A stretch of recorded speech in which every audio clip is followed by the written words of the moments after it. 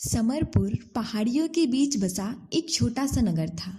इसी नगर में एक होटल, जिसे पुराने जमाने में सराय भी कहा जाता था, खोला गया।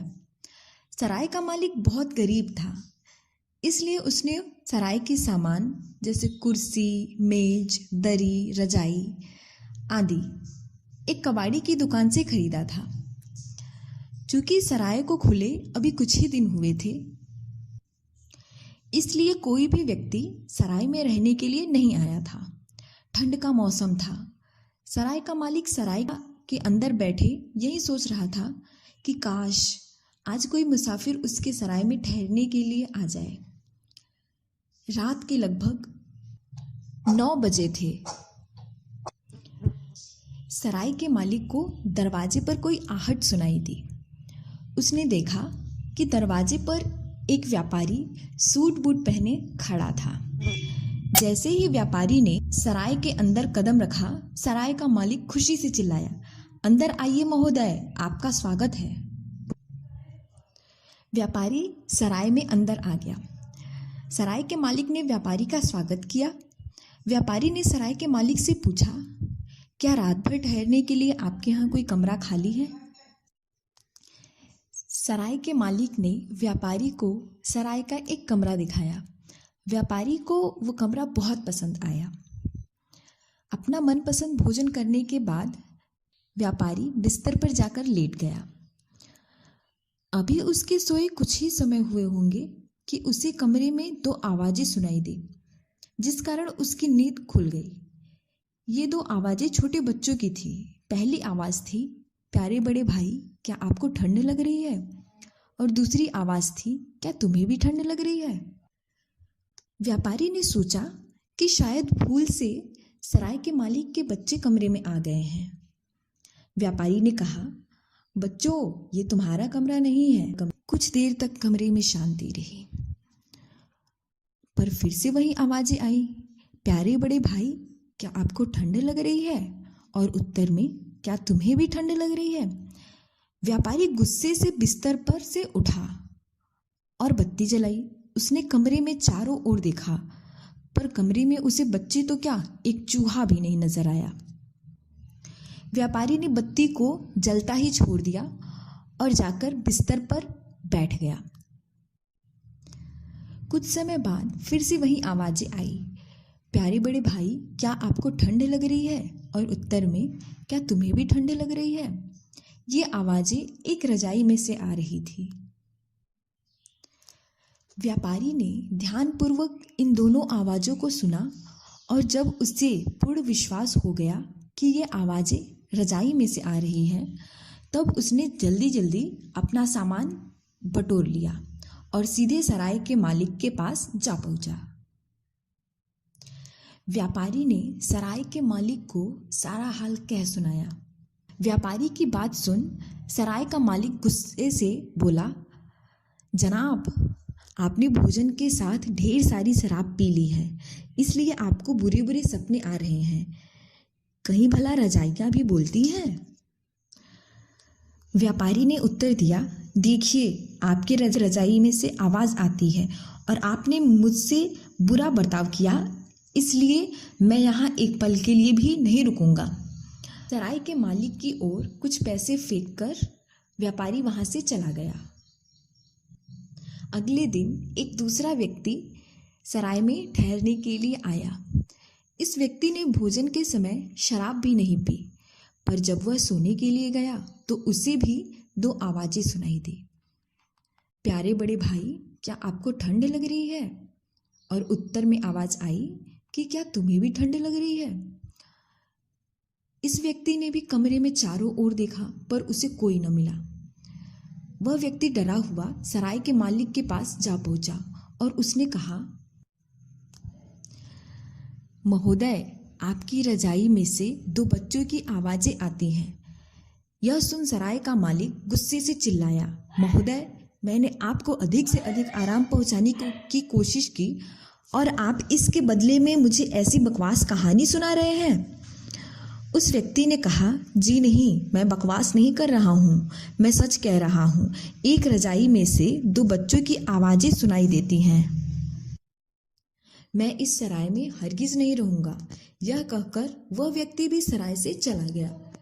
जब दूसरा व्यक्ति भी नाराज होकर सराय से चला गया तो सराय के मालिक का माथा ठनका और उसने सोचा, अब तो कमरे में जाकर देखना ही होगा कि आखिर बात क्या है। वह कमरे में गया और एक के बाद दूसरी रजाई उलटने पलटने लगा।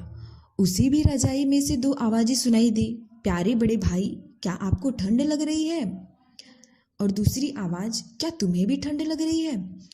सराय का मालिक उस रजाई को अपने कमरे में ले गया और रात भर ओढ़कर सोया। रात भर दोनों लड़के एक दूसरे से यही प्रश्न करते रहे, प्यारे बड़े भाई, क्या आपको ठंड लग रही है? और उत्तर में, क्या तुम्हें भी ठंड लग रही है? अगले दिन सराय का मालिक उस रजाई को लेकर उस कबाड़ी की दुकान पर जा पहुंचा जहां से उसने इस रजाई को खरीदा था। उसने कबाड़ी वाले से पूछा, क्या तुम्हें याद है कि यह रजाई तुमने मुझे बेची थी? कबाड़ी वाले ने कहा, क्यों, क्या बात है? सराय के मालिक ने कबाड़ी वाले से पूछा, ये रजाई तुमने कहाँ से खरीदी थी? कबाड़ी वाले ने पास की एक दुकान की ओर इशारा करते हुए बताया कि उसने वह रजाई उस दुकान से खरीदी थी। सराय का मालिक उस पास वाली दुकान पर गया, पर उस दुकानदार ने उसे बताया कि उसने भी वह रजाई किसी अन्य दुकानदार से खरीदी थी। इस तरह सराय का मालिक इस दुकान से उस दुकान तक रजाई के मालिक की तलाश में घूमता रहा। अंत में सराय का मालिक एक छोटे से मकान मालिक के पास जा पहुंचा। सराय के मालिक ने मकान मालिक से पूछा, क्या ये रजाई आपकी है? तब मकान मालिक ने बताया कि यह रजाई उसने अपने एक किराएदार से किराए के रूप में वसूल करके बेची थी। इस किराएदार के परिवार में 4 सदस्य थे, एक गरीब माँ बाप और उनके 2 छोटे बच्चे। पिता की आय बहुत कम थी। एक बार जाड़े के मौसम में पिता ठंड खाकर बीमार पड़ गया। 1 सप्ताह तक पीड़ा सहन करने के बाद वह चल बसा। बच्चों की माँ इस सदमे को बर्दाश्त नहीं कर पाई और उसकी भी मृत्यु हो गई। अब दोनों भाई घर में बिल्कुल अकेले रह गए थे। बड़े भाई की उम्र 8 वर्ष थी और छोटे की लगभग 6 वर्ष थी। दोनों भाइयों का कोई मित्र न था जो इस विपत्ति में उनकी सहायता करता। दोनों भाइयों के पास खाने के लिए कुछ भी नहीं था। भोजन जुटाने के लिए उन्होंने एक के बाद एक घर की वस्तुओं को बेचना आरंभ कर दिया। अंत में उनके पास केवल एक रजाई रह गई। बर्फ बहुत तेज पड़ने लगी थी। दोनों भाई एक दूसरे से सटकर रजाई ओढ़कर लेट गए। छोटे भाई ने बड़े भाई से पूछा, प्यारे बड़े भाई, क्या आपको ठंड लग रही है? तब बड़े भाई ने कहा, क्या तुम्हें भी ठंड लग रही है? ये आवाजें रजाई में भरी रुई से होकर गुजरी और जादू से उसी में रह गई। तभी मकान का मालिक मकान का किराया लेने आ पहुंचा। कुछ देर तक मकान मालिक त्योरी चढ़ाकर कमरे में इधर से उधर घूमता रहा। फिर उसने लड़कों को जगाकर कहा, मकान का किराया लाओ। बड़े लड़के ने कहा, महोदय, हमारे पास इस रजाई के अतिरिक्त और कुछ भी नहीं है। यह सुनकर मकान मालिक गुस्से से चिल्लाया, मैं कुछ नहीं जानता, या तो मकान खाली कर दो या मकान का किराया लाओ। इतना कह मकान मालिक ने बच्चों की रजाई को छीन लिया और बोला, अभी मैं इस रजाई को किराए के रूप में रख लेता हूँ। यह सुनते ही दोनों भाई थरथर कांपने लगे और बोले, महोदय, बाहर बहुत ठंड पड़ रही है और हवा भी चल रही है। हम बिना रजाई के कैसे रहेंगे? इतने में मकान मालिक जोर से चिल्लाया, बकवास मत करो, यहाँ से रफू चक्कर हो जाओ। अंत में दोनों भाइयों को घर से निकलना ही पड़ा। दोनों भाइयों ने केवल एक पतली कमीज और घुटने तक की पैंट पहन रखी थी।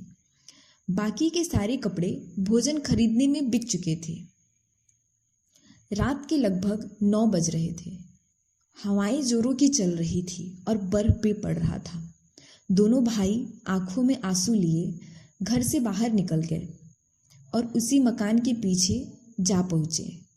वहां जाकर वे दोनों एक दूसरे से सटकर बर्फ से ढकी सड़क पर लेट गए। उनके ऊपर बर्फ की तहें जमती चली गई। अब उनकी चेतना शून्य हो चुकी थी। उन्हें कुछ भी महसूस नहीं हो रहा था, न ही उन्हें ठंड लग रही थी, क्योंकि वे सदा सदा के लिए सो गए थे। अगली सुबह एक व्यक्ति उसी रास्ते से जा रहा था। अचानक उसकी नज़र उन दोनों बच्चों की बर्फ से ढकी शरीर की ओर पड़ी। वो आदमी उनके पास गया। उनके मृत शरीर को देखकर वो आदमी दुख से रो पड़ा और उन दोनों को उठाकर दया की देवी के मंदिर में ले गया। कहा जाता है कि दया की देवी स्वर्ग में रहना पसंद नहीं करती। वे यहीं धरती पर रहती हैं और अपने हजारों हाथों से उन लाखों गरीब आत्माओं को जो संसार में दुख, बीमारी जैसी अनेकों विपत्तियों को सहन कर रही हैं, की सहायता करती हैं। दोनों भाइयों को दया की देवी के मंदिर के एक कोने में दफना दिया गया। एक दिन जब सराय का मालिक इस मंदिर में आया और उसने मंदिर के पुजारी और वहां पर उपस्थित अन्य लोगों को रजाई में से आने वाली दर्द भरी आवाज़ों के बारे में बताया, तो वहां पर उपस्थित सभी लोगों के हृदय इस कहानी को सुनकर दया, करुणा और पश्चाताप से भर गया। वे सभी इन दोनों बच्चों के अकाल मृत्यु से बहुत दुखी हुए। सराय के मालिक ने वह रजाई पुजारी को दे दी। अब रजाई में से आवाज़ों का आना भी बंद हो गया था, क्योंकि उन दोनों भाइयों ने अपना संदेश लोगों तक पहुंचा दिया था। और वो संदेश यह था कि हम सभी को ज़रूरतमंदों की सहायता करनी चाहिए और उनके प्रति अपने मन में दया का भाव रखना चाहिए, ताकि फिर से कभी किसी व्यक्ति की भूख, प्यास, धूप या ठंड से मृत्यु न हो।